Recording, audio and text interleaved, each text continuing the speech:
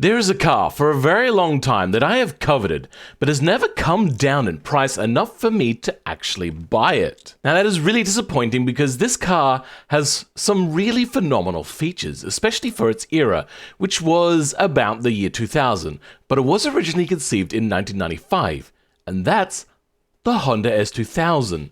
So today we're going to try to make something a lot like the Honda S2000. Do I have the skill to do said thing? Probably not. So I'm guessing that this car is just made out of regular steel, monocoque, and steel. There is, however, a concept car which was made in 1995, and it was made out of aluminium. Well, at least the body was, so let's give that a try. Aluminium. Ah, there's partial aluminium, that thing that I was looking for the other day. Ah, much better looking. Okay, so front longitudinal, double wishbone probably, and then probably more double wishbone on the rear. We do want to try to create its famous 50-50 weight distribution too. Now, new project, we do have the bore and stroke of said engine, which is 87 and 84. So, a 4-cylinder aluminium 87 and 84, which gives us a 1997. Good, that is exactly correct. Now, here's the little bit of a conundrum. It is a 5-cylinder, but it has variable valve lift. Which one do we go with? 4 with variable valve lift or a 5 valve? I am going to go with the 4 aluminium with variable valve lift, so then we can at least get to the feeling of the unicorns, as the Mighty Car Mods guys call it. So cast iron, cast iron, cast iron for now. We don't want that going particularly haywire.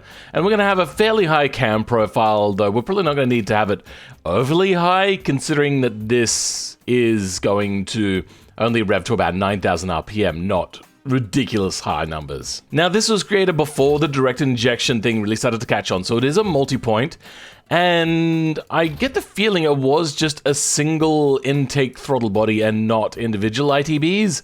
I could have a look. By what I can see here, it is just a single throttle body, and it kind of looks like a performance one, but not race.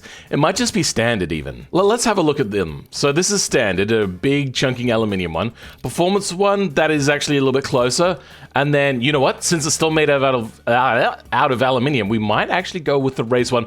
We'll see what happens. For now, we're going to go with that. And then, I don't know what sort of fuel it uses. We're going to try 91 for now, but we'll see how that turns out. The RPM is going to be raised up to about a 9,000-ish. Here's a picture of it with a full header system on there, so it's got tubular. Looking at one with the exhaust shield on, it still looks like it's tubular under there, but literally every other one has an exhaust shield on it, so it's really quite hard to actually tell what's under there. I could look it up, but I also don't care, so we're just gonna go with tubular because it just looks sexy, as you can see right there. High flow 3-way. We're going to go with straight through and none for now, just so we can hear this engine and its full splendor. We are not generating nearly enough power. Also, these pistons are not dealing with it, so we're probably going to have to go with something like a forged, heavy-duty forged and forged. They're not enough? Are you kidding? Okay, it does reach its peak power at 8,300 RPM. What if we raise the quality a bit? Still not enough, so if we drop that again and then go with a lightweight forged, this is not great. Honestly, this has to be an absolute... What is the red line? The red line being 9,000 RPM, which is, yeah, where I've got it set. So there's a +7 quality on some lightweights. Oh my god, this is not particularly great. So I've looked through here and there is nothing relating to connecting rods or pistons, unfortunately. So, well, I mean, they did say that they limited it to 8,800, I think, somewhere. So we could drop that quality just a smidge, because that really hurts. That's going to be a huge expense. There we go. With lightweight forged, we only have to have a +3 quality to reach 8,800 RPM as our max. We do, however, need a lot more power, and I think we might go with a premium fuel this time around. And maybe...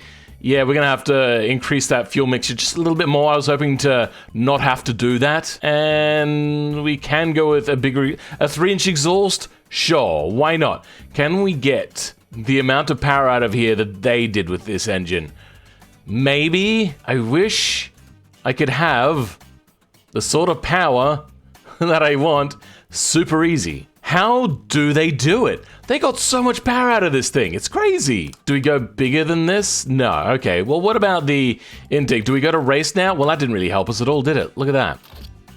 That also kind of... I'm going to have to cheat so much. The Honda engineers are amazing. We're running about 25 kilowatts short. This is genuinely hard to do. I don't know how they did it. This is crazy.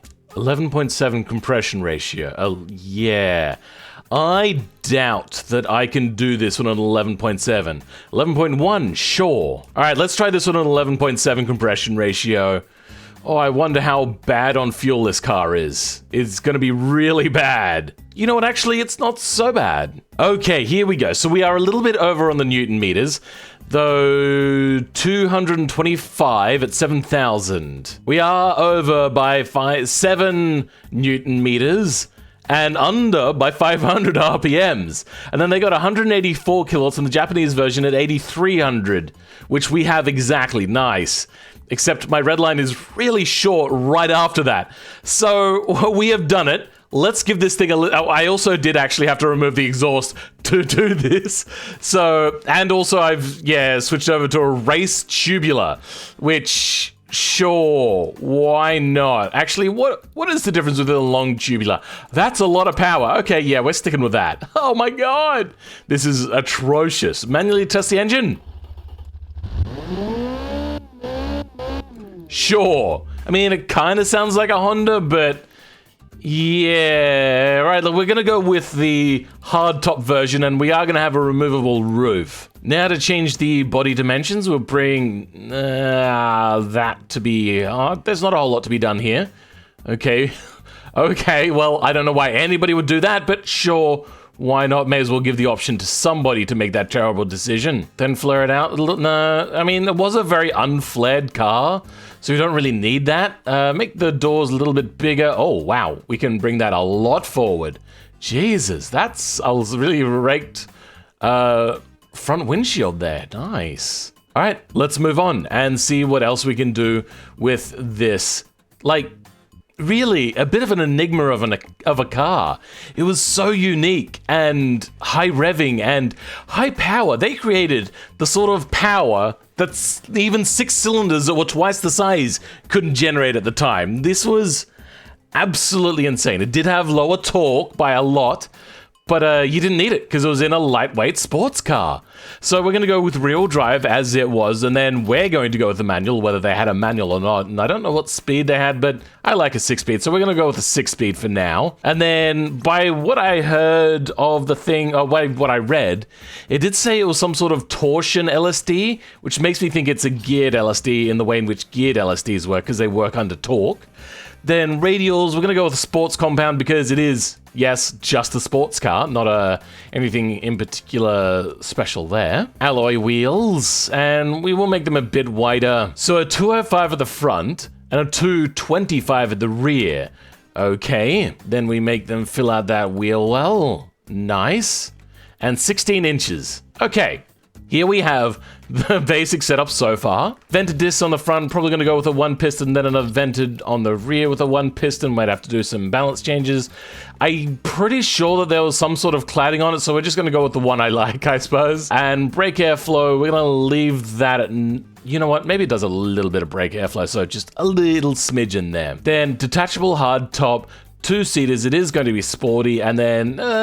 basic CD. Okay, so we just did a little bit of rearranging, and now we have set the model year correctly to the year 2000, even though it was a 1999 car. And we're going to go with a standard CD, because I remember seeing that in one of the cars.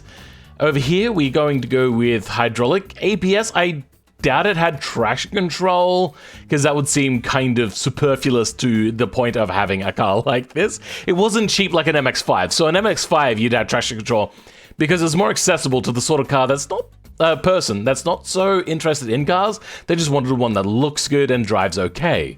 Then for safety, we're going to go with a basic 90s, a standard spring, gas monotube, and passive. Then we're going to hit sport on here. That's almost crazy amounts of oversteer. That is worrying. So we have one car here with its height shown, though it is going around a corner, so it'll be a little bit skewed. I would say that maybe it would sit about here, by the looks of it. Not super low, but very low nonetheless. What does our top speed say we can do? Good, okay, there we go. 291 kilometers an hour. It seems that the Japanese version did actually come with a variable steering rack.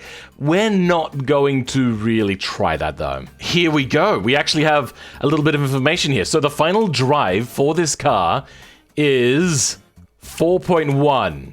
So we're going to drop that down to 4.1. This is a very short gear ratio. Oh wait, no, sorry, I went the wrong way. It's a very long gear ratio. Okay, well I can't go 4.1 apparently.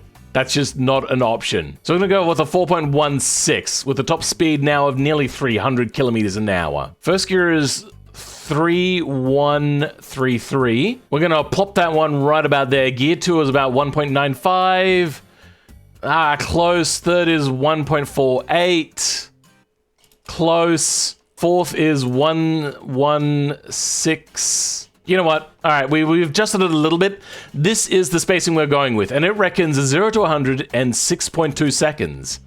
Well, does the internet agree? So this is the less powerful version, and it reckons 0 to 100 is 5.9 seconds. So, what's the difference then? It reckons this weighs around 1,200 kilos. Our weight is less than that. So somehow, they are doing better than us. What's our fuel usage? Our fuel usage is not particularly great either. 10.1 liters to the 100 is this much miles to the US gallon. Yeah, I don't see us being able to replicate somehow what Honda has done, and we haven't even gotten to downforce yet. Now I know that the later S-Type from Japan does, yes, come with a wing to reduce downforce, but I don't think there's really a whole lot of downforce added to this car. It looks like a fairly mundane car. So the front here, there's no real downforce. I don't see anything around here. It is a soft top version. And here I see no real downforce, maybe a little bit of a lip on there, but that'll be mostly cosmetic. So we're gonna go back to trim and body, and we are gonna switch this over. And what's the weight difference? Our weight difference is we actually weigh a little bit less now. Interesting. Manual soft top. Well, 6.2 seems to be where this is going to stand, unfortunately. What about our quarter mile? A 14.35? And what does the website reckon? 13.9. Well, somehow they're better than us. Shit, I just spilled pepper all over the ground. Oh my god, it's making my nose itch like crazy. I'm gonna have to take a break in the video.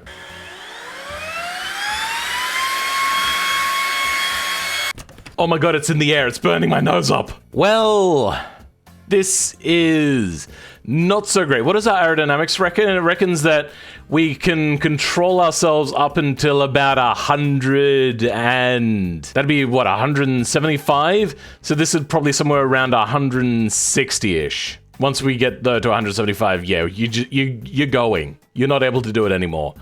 I don't like my chances for that back straight. We're gonna have to actually lift for that. For now, though, we're going to move on to beautification, and I'm gonna start off with the wheels. Oh, the pepper! You know, I have never noticed before. This is a straight 4 with twin exhausts. I respect the Honda S2000 now a little bit less. But we have to copy this. So even though this is only going to cause drag, we are, however, going to put this on here. So then we can fit on the dual exhaust, which is making me hate myself just a little bit. Breathing is becoming hard. Okay, what do we call this scuffed Honda S2000 now? Hold on, what's the price? Is our price really low? 33, no it's not. So we can't go with the budget name brand. We're gonna go with, I don't know. We're gonna name this the muzzle brand. And this is going to be the B2000. That's 200. B2000, there you go. That's not Rogy Dodge at all. Sweet, let's go for it. So we're gonna stick on the front a great honking big M. I'm gonna stick that right there. And then maybe we should make it a little bit more unique by adding, say, a shape around it.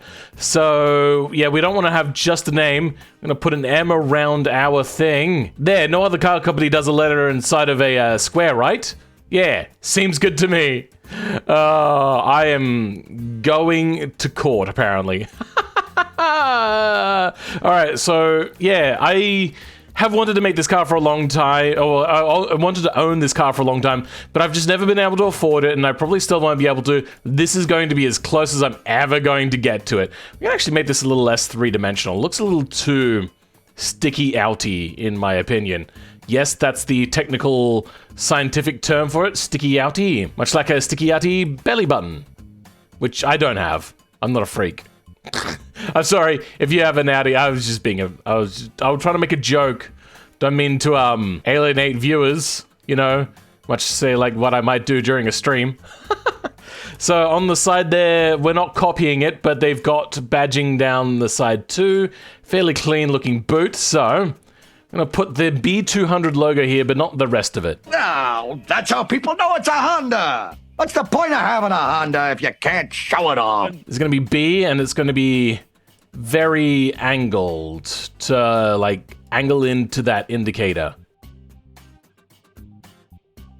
Now we could go around the other side and put it there as well, or we can just have it mirrored and be the wrong way around on the other side, which is not what I would. That's terrible. Why would you even suggest such a thing? Do as I say, not as I do. I believe we are done, except now we are going to do the roof. Of course, this is going to be completely invisible. Unfortunately, we've got the boarded windows again, which is not what we want, but I mean, there's not a whole lot we can do about that. That's really down to the developers to fix that. On the list of things to fix, though, it is quite low.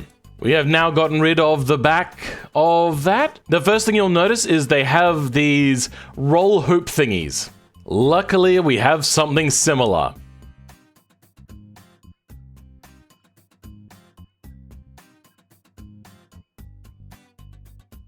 Well, here's your cursed Honda S2000, muzzle B2000. Yes, it's totally not me trying to rip off Honda. I wouldn't do such a thing. Well, that's great camera work. Well, yeah, I think it has turned out to be, you know, about 75% of the way there. You look at that, and the first thing you would probably say is that meant to be a Honda S2000? So that means that I have succeeded in what my attempt is, which is to make something look vaguely like it. I probably could have made this look a lot better, but it wouldn't have actually looked like a Honda S2000, and I kind of just wanted to see how close to a real Honda S2000 I could get, but not actually copying it. Honda, please don't become litigious and sue me. That would be horrible. I'm gonna go back actually and fix the window tint because I just realized that I left it on none. So make this a little bit darker. You'll also note that I put a lot of red accents in, which is something which Honda did a bit. Not exactly where I put them, but I didn't have a whole lot of choices for red accents. So I just did basically a few little things here and there. And I think it's turned out pretty well. The tail lights aren't quite square, but these ones fit the profile pretty well. The dual exhaust on the fake rear lip has come out okay, I suppose. The front headlights are a little bit more square than what they usually are, and also there's usually a dent in the body, so like the body comes around and then it dents into where the lights are, as shown here. So you got this like quite a large dent in here. This doesn't have that, so I couldn't quite copy that. Also, I didn't quite have the right vent, and this wasn't also really what was also there, as you can see. Oh, that's different from the one I was looking at. But anyway, yeah, none of this quite fits. Unfortunately, it was the best we had. I also just realized that this is going to export with turned wheels, so we're going to fix that quickly. Whilst this is loading, I thought I'd let you know that, yes, my nose is still quite stuffed up. Ugh. Now, due to a lack of other Japanese options, we are going to bring this right back to the Hirochi Raceway, which may not be Japan. I don't know. I'm not an expert, though I do love anime, so I mean, I suppose that does make me an expert. I'm sorry, I couldn't keep a straight face while saying that. So we've just brought it around here. Wow. You know what? without downforce, this thing still handles pretty well. As I do actually spin it out, just ignore that. That was me trying to drift and failing at drifting. Some reason, it's quite good at getting the tail out. Pretty good, actually. I suppose it's because I would have probably myself gone for really wide tires, but this isn't a race car. It is actually just a street car. God damn it. Stop doing that, Philip. All right, let's try to go for some grip racing. We're not gonna go any more drifto. We are just gonna go with straight up thing. I think the rear taillights are a little smoky for some reason. Not sure why. You might fix that before putting it on the official server. So yes, if you want to use this car at all, it will be on the official, where's the jump button, official BeamNG server. And that should always, barring any sort of, say, like power outages or some sort of glitch that happens with Windows shutting down the server, it should always be up now. Don't know if I'm going to keep it up forever. It comes down to how much extra I'm paying in electricity per week. I could probably go like a really less powerful computer, but I don't have a less powerful computer. I just have like this mid-tier kind of low-end gaming PC spare. All right, this thing is really happy to be oversteered. What's its, does it have ABS on? Or was I dreaming when I put ABS on? No, it does have ABS, it just still wants to lock up quite a bit, especially on the rear. So, all in all, this car is a little loose, a little tail happy. It does handle pretty well if you're not trying to push it to its limits. I have, as you may have noticed, I started to drift to start off with, and then I said I wasn't going to do that anymore, and then I immediately went back and tried to drift again. See, here's me doing grip racing. It's a lot more controllable when you're not being a complete doofus like I am. See, it handles pretty well. Okay, well, as I said it, I was like, oh, I think I can drift it now. No, I can't. All right, let's actually see what it's like to drift. I don't know why I'm lying to you guys about trying to grip race it, because every time it starts going into a corner, I'm like, oh, this could drift so well, and then it doesn't. But we're going to try this out now. Coming up to this corner, braking quite late, get a little bit of a swerve on there. Okay, well, I stuffed it up a little bit of e-brake, which is actually the handbrake. I don't know why I call it the e-brake. And yes, it does quite an awesome burnout. Jesus, that was quite the burnout. Wow. And then get it sideways. So the thing can drift. It really can. Unfortunately, though, BeamNG isn't great with drifting. So maybe if I go into manual, we'll try controlling it that way to give ourselves a little bit extra control. Okay, yeah, so you get a little bit of drift control. Okay, and then I touch the grass and it goes around. That's unfortunate. All right, let's bring it around here. Get it going sideways a little bit, and then, yep, I go around too far. I might use a steering wheel for... Why does a radiator get broken every single time it touches something? Wow, that is... bollocks. That radiator is so weak, apparently, and also, apparently, right on the tip of the car. So, yeah, I don't know whether that's something that they've implemented in the latest versions of the automation export. We'll give it a try around here.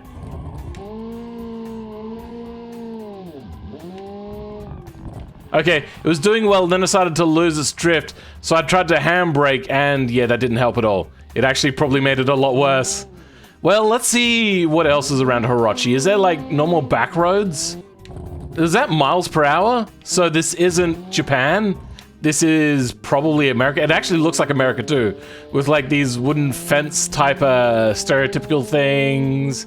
And we're back on the racetrack. Well, I wanted to avoid that. Oh, hold on. Is that a way around? Let's try over there. It says yield, so clearly not Japanese. This is clearly... And speed limit 40? I'm assuming that's miles per hour, because having a 40 kilometer an hour speed limit would be incredibly slow. Jesus. And then 25 around the corner, you reckon? I like to differ, thank you very much. So it really seems if I want to get a good kind of Japanese experience on the roads, this is not really the map for it, unfortunately. Woo! Ah, damn it. I suppose, really, if you want a proper driving experience that might be analogous in some way to Japan, well, this has to be the track for you then. The automation hill climb area. So I also started at the top, which is a little bit like your initial Ah, damn it. Wow, this is going to be quite tricky on ice. Oh dear. Oh, it's okay. So I was actually also going to say the reason why I wanted to come here is because the Honda S2000 raced against the initial D Takumi on a track similar to this, and it's even got the big behemoth gutters, much like that. I'm not going to try for the drift though, because that would be silly. This car does not have the handling for it, especially in this game. Gotta drift! No, I missed it! That was silly. Don't try that, kids. Gotta drift! Woo! Oh, fuck! It's silly. It's like, honestly, nobody should ever try this. I'm gonna stop. I shouldn't have tried it. It was a good joke, but yeah, I'm over it now. Gotta drift! Woo! Oh, shit! Oh, fuck! But yeah, no, alright.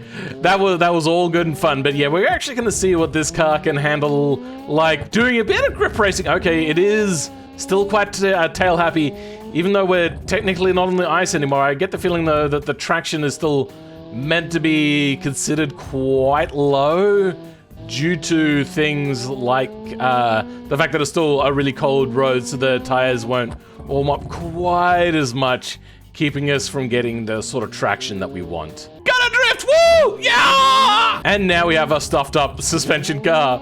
Woo! Gotta drift! Have we done? Oh, actually, we had it really close then. I wasn't even going to go for it until I saw it and I was going sideways. I was like, yep, okay, that's what we're doing. Can we actually get a drift? No, okay, we can't. Okay, well, that was silly. Why did I even try that? Oh, shit. Oh my God, actually, it handled like it was on rails. All right, let's try that again. Okay, we're going to come in. We're going to go around. We're going to go for a late apex, get the tires hooked in there, and then blast it out of there. I don't know how much faster that was because I couldn't also get the entrance, which is really where you would want it at its most, which is unfortunate, but still it was fun. I enjoyed it, but I think we might now go over to the test track and actually see what this thing is capable of on an actual lap. Oh God, no! Oh, we saved it, guys.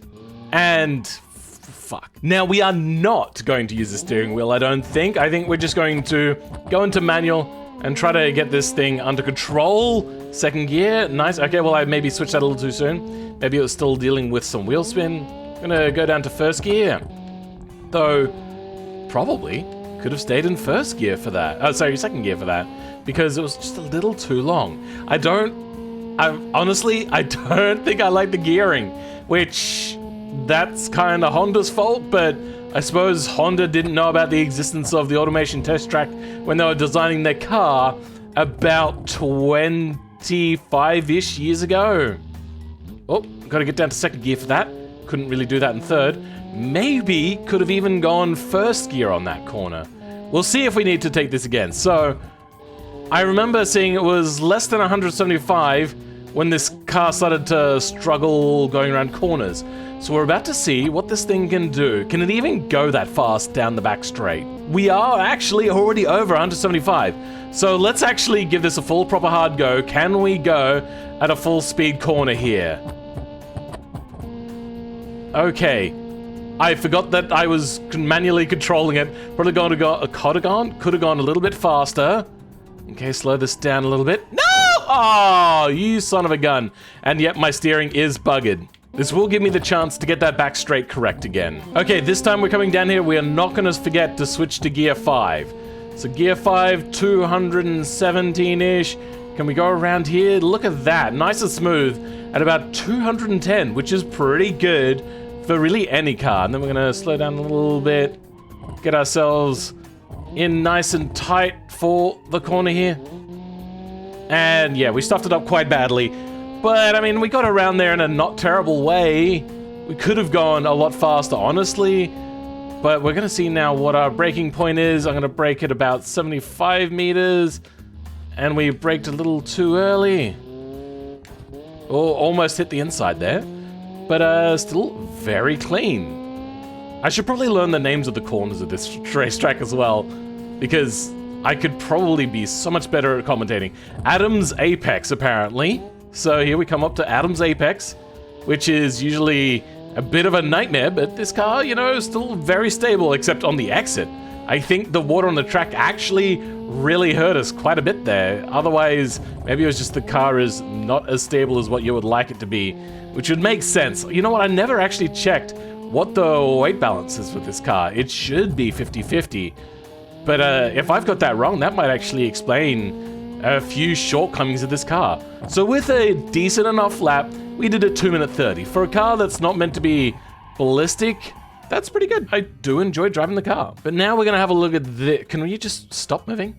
Okay, so it reckons 340 on the rear and 300 on the front. I probably could have made the car a little bit heavier and got a little bit extra weight to the front. Do you think that would help it out? All right, let's go give that a quick test. How do we add more weight in the rear, guys? I mean, I could try putting a weight in there, honestly, but I don't think that's gonna fix our issue. We could try hidden auto soft top. What does that do for our weight? Not enough. We could go to the engine and make it out of magnesium. Still not enough. Does adding that give me more weight to the rear? 52.3, so that doesn't change anything, unfortunately. There is one with a rear spoiler on here. We could try to do something like that. Kinda fix it, though we'd have to give it minimal downforce. I suppose that could do.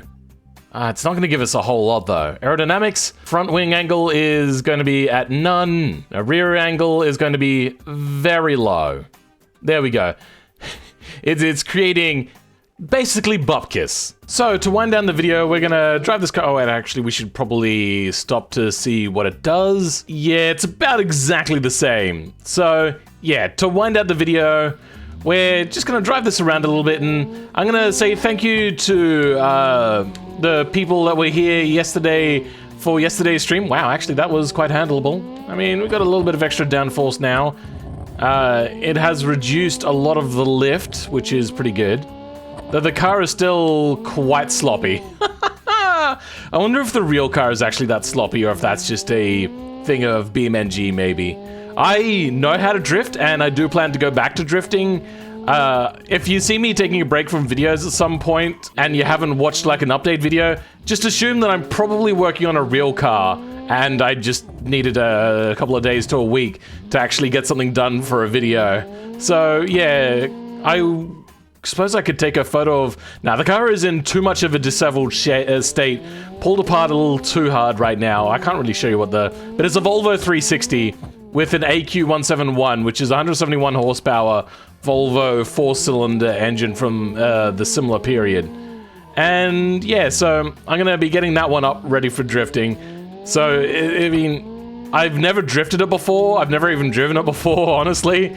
Just rolled it off of a back of a trailer, that's it. Ever since then, I just went, this engine is shit, so I'm just gonna put a different Volvo engine in it from the same period. Basically the same engine, it's just got a longer stroke, I think a slightly bigger bore, and a dual overhead cam. So it's a variant of the same red block engine. It's a standard, I think, 1.999 liter 4-cylinder, where the one we're putting in is a 2.5 liter twin cam 4 valves per cylinder car engine, which is pretty good. And I'll catch you guys in the next video. Bye!